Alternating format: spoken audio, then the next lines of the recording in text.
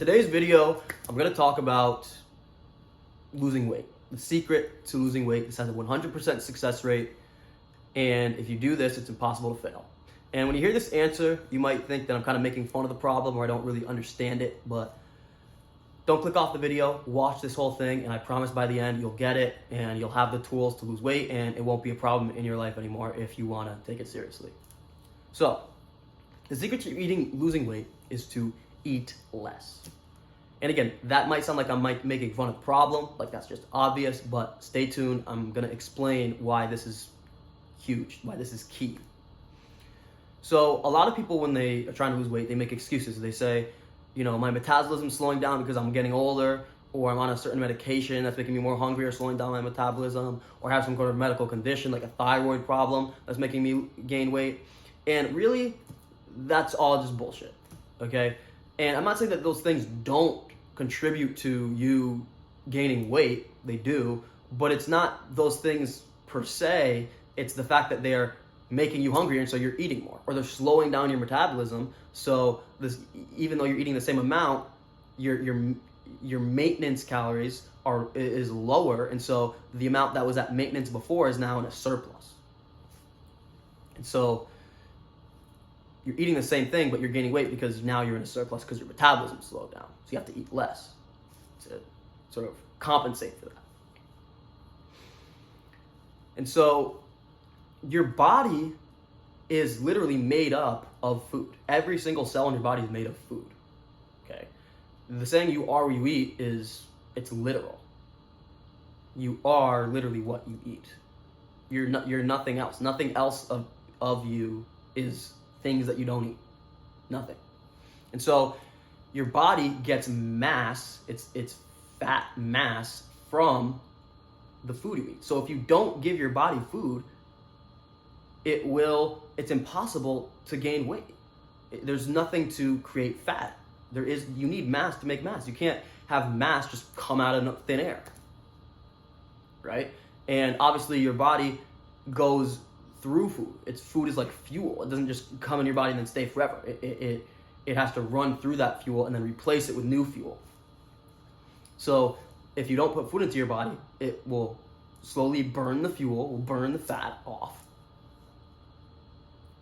and you will be losing weight. And if you give your body a ton of mass, then you'll gain weight, right? So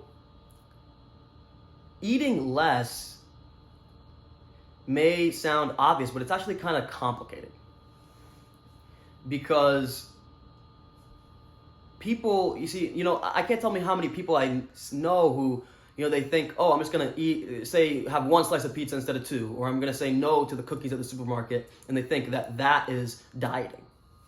And that's like, I tried to lose weight and I couldn't do it. It didn't work. I ate less, but it didn't work. Well, that's like buying two dumbbells and just leaving them on the floor, and every time you see them, you just pick them up a couple times, and you never increase the weight. You're not consistent with it, and you're expecting to gain muscle. That's not going to fucking work. You have to go to the gym and have a structure, have a workout structure if you want to gain muscle. And so the way to have a structure with losing weight and dieting is to count your calories. Now, that might seem like hell to count every single calorie that you consume, but there's ways around it. Okay? So, first thing you have to do is figure out what your maintenance calories are. You can go online and go to a calorie calculator and put in your height and your weight and your age, and it will tell you what your maintenance calories are. And then you have to eat less than that. So say it's at 2,000, that's bullshit, actually. That's just some number that the government fucking came up with, what is bullshit. Most people are not at 2,000, but let's say it's 2,000.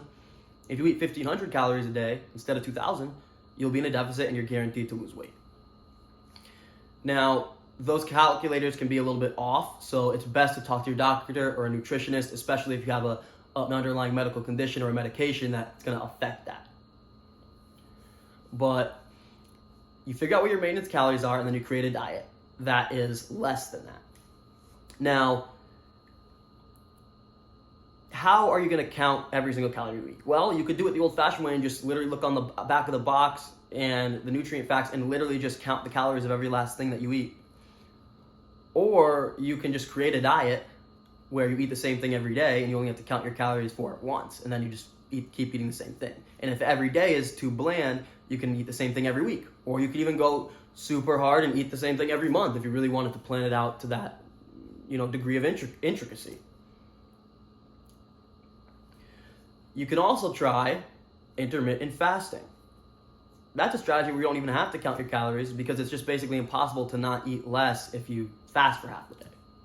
Now, that doesn't work for everybody, but it works for some people, so it's worth trying. But if you actually count your calories, it's impossible to not lose weight. It's literally physically impossible. The laws of physics don't allow it. So let's talk about people who struggle with diets, who they're like, well, I'm just hungry, I want to eat.